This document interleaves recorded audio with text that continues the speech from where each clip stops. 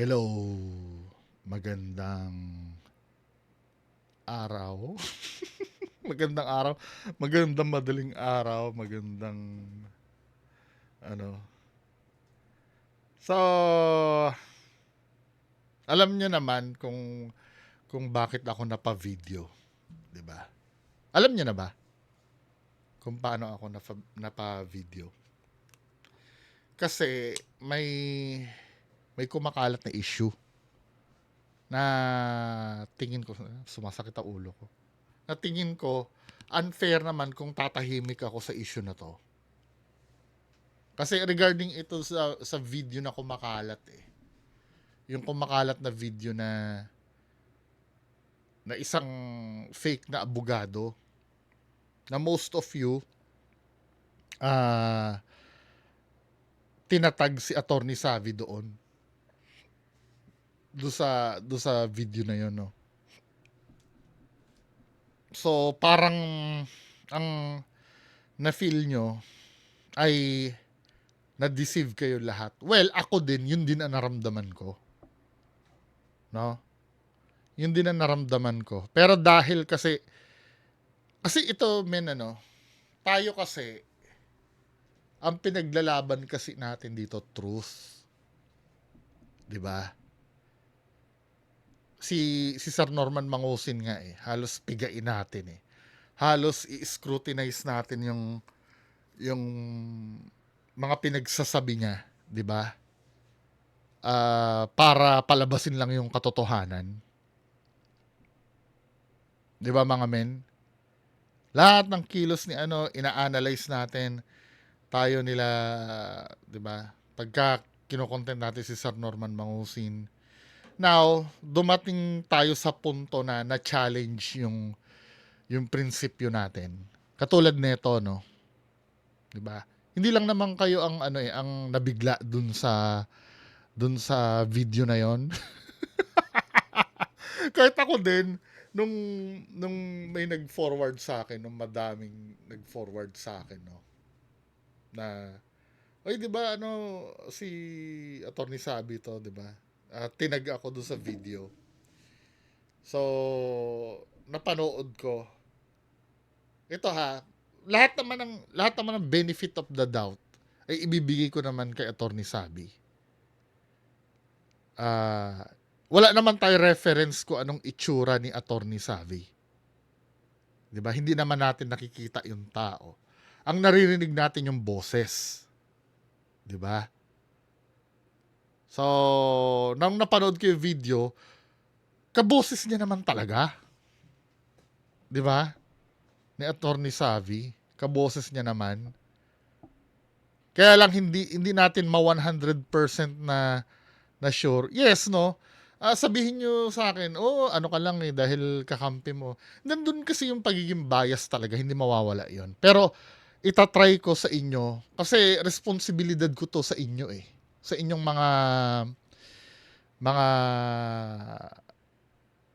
nanonood at nakikinig sa akin, na need yung malaman kung ano yung judgment ko dito sa issue na to. Ayoko kasing manatiling tahimik kasi feeling ko nun tatraydorin ko kayo pagka ganun na hindi nyo malalaman yung nasa puso ko. Ako, ang sinasabi ko ito yung sa akin. Hindi ako pwede magsalita para sa ibang tao katulad kila Food Genius, kila Sir Earvlog, sino pa ba? Kila Sir MG, 'di ba? Hindi nila words ito. Ako ito nagsasalita. Yung kumakalat kasi na yon, mga men. 'Di ba?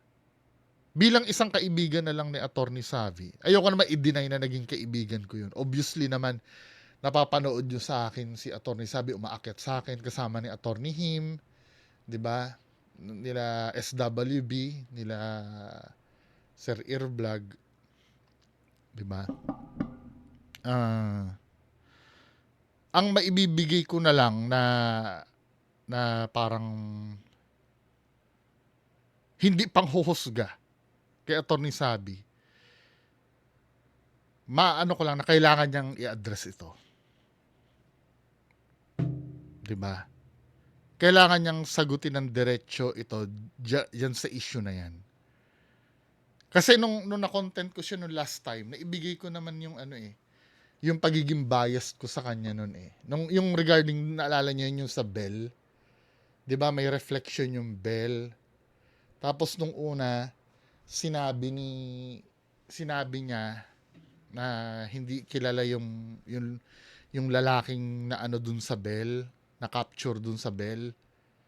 Then suddenly, inamin niya na kapatid niya pala.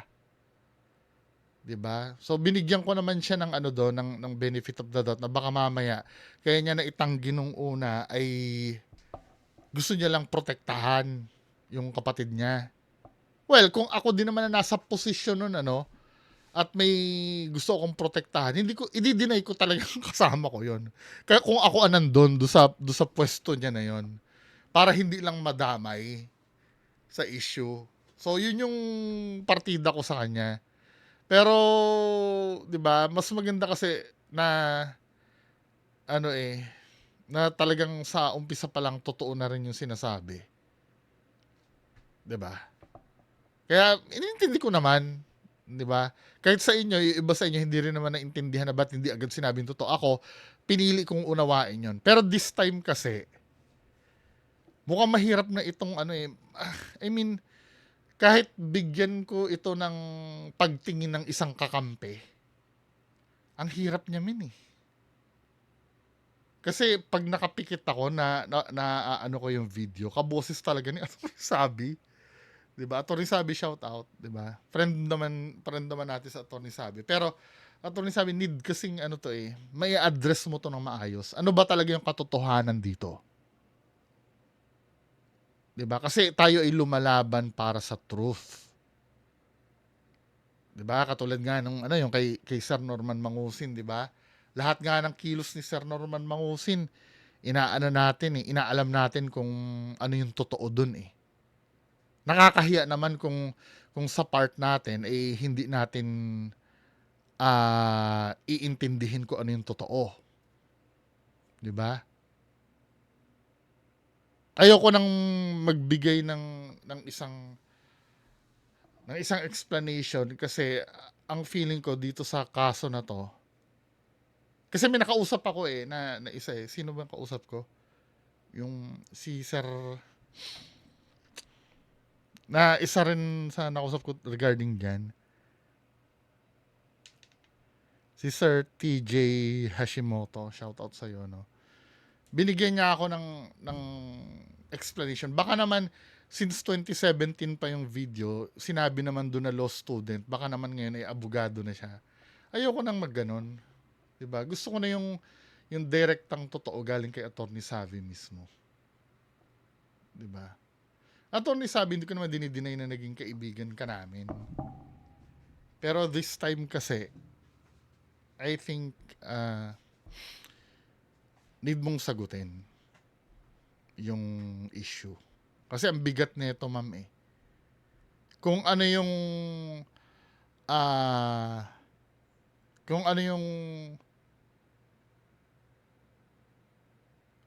kinriticize namin kay FLM regarding sa OFW. 'Di ba? Parang yun din kasi yung issue nung nasa video. Yung OFW din yung biktima nung nasa video. Ayoko mo nang sabihin na ikaw yun, 'di ba? Bilang respeto sa bilang kaibigan ko, 'di ba? Ayoko mo nang sabihin na na sa yun. Kaya lang ang dami na rin kasing nagtatanong sa akin at nag-aabang kung ano yung masasabi ko dito. So dahil kaibigan kita, yun lang ang magagawa ko for you now. Sa ngayon na ayoko magsalita, gusto ko i-explain mo muna sa amin kung ano yung nangyari. Ano ba talaga yun? 'Di ba? At yung regarding dun sa sa yung pagiging lawyer mo, hindi naman mako-question na may alam ka naman talaga. 'Di ba? Kasi nung nag-usap kayong dalawa ni Atty. Him, mukhang nagja-jive naman kayong dalawa. Well, ganun nakalagay dun sa law student So talaga may alam ka doon. May alam ka naman talaga. 'di ba? Pero yun nga, I think kailangan may sagutin ka talaga, 'di ba? Kasi ano tayo eh, nasa gitna tayo ng pakikipaglaban eh. Hindi rin afford na may mabutas sa atin. Kung halimbawa na ito kung halimbawa man na totoo man na yung balita na yon at ano, wala eh, shit do happens eh. Ito yung proof na ano, kung totoo man yun kung totoo man yun, ito yung proof na walang ligtas sa atin pagdating sa ganyang bagay. 'Di ba? Ang mga ganyang elemento, nag-iisip ako ng safe na word eh. Yung mga ganyang elemento, nasa paligid-ligid yan. Ito yung pinaka-importanting lesson na pilit natin na matutunan ng bawat isa. 'Di ba? Pati ngayon nung pagde-debunk ko na sa mga ghost hunters noon ano, never ko naman sinasabi na ako hindi ako maluloko, hindi ako. Lahat tayo kasi kailangan magtulong-tulong sa mga ganitong bagay eh. Walang ligtas sa atin sa ganito. Kaya na-appreciate ko yung mga nag-forward sa akin ng video no. Kung ano, kung para magtulong-tulong tayo malaman natin kung ano yung totoo talaga. 'Di ba? Kasi yun naman ang purpose kung bakit tayo nagkikita-kita dito eh. Dito sa YouTube eh. Yun naman talaga yun eh. Para malaman yung totoo. Now, tingnan natin sa mga susunod na araw kung ano yung patutunguhan nito. 'Di ba? Isa sa lessons din 'yan na kailangan natin matutunan na hindi talaga safe kahit saan. Pero believe ako do sa nagkalkal niyan. Talagang ano, nag-due diligence. Kaya kailangan din sagutin ni Attorney Savvy. Yun lang ang may iwan kong ano, message sa kanya ngayon. Attorney, please pakisagot. 'Di ba?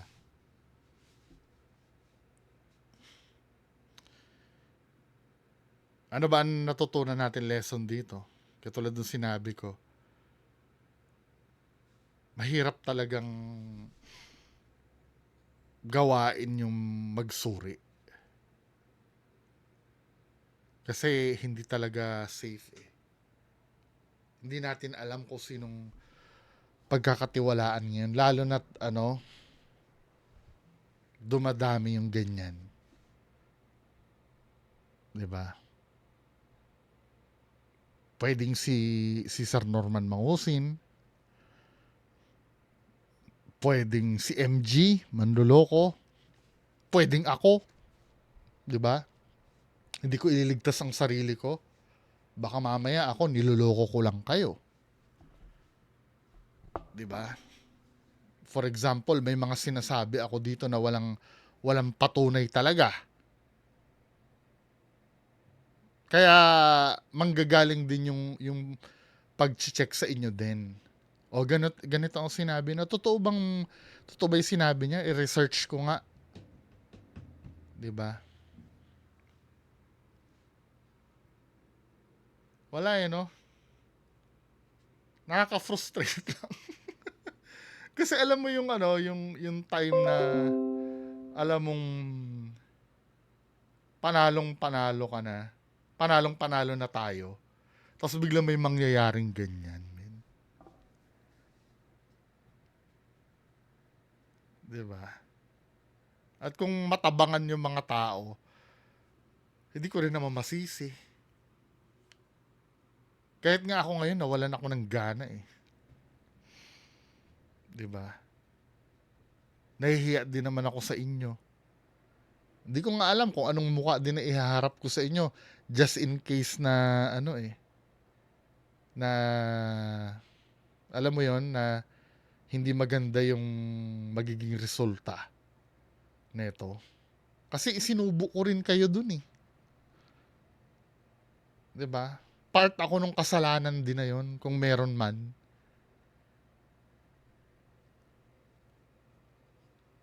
Nagkulang din ako bilang content creator sa inyo.